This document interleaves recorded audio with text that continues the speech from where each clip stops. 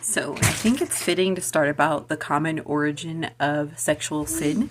A lot of times when people find themselves addicted to pornography or using sex to cope or using sex to find their independence, homosexuality, these are things that we do to make ourselves feel whole or to make ourselves feel important or to make ourselves feel loved. These things that we can really truly only get from the Lord. But a lot of times it starts with sexual abuse. A lot of us are targeted by the enemy at a young age. It's easy. We're vulnerable. We're so vulnerable as children. And so unfortunately, a lot of children experience sexual abuse or they're exposed to something like pornography at a young age. And then the addiction just grows over time.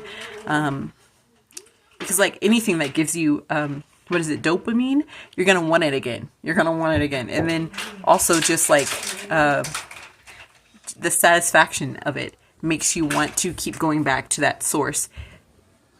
And that, my friends, is idolatry.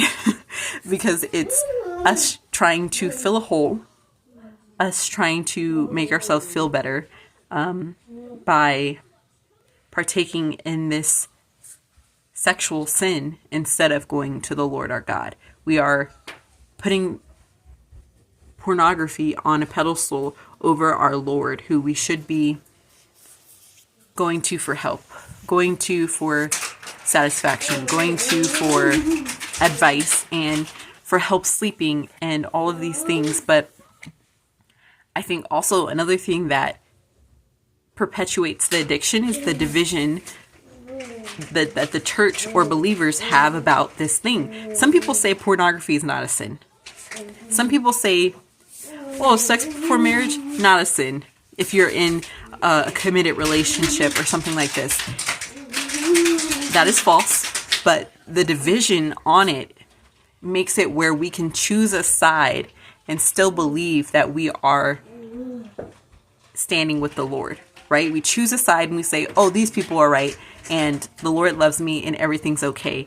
And it gives us this false sense of security, this false sense of purity when we do not, in fact, have that security or that purity that we think we have.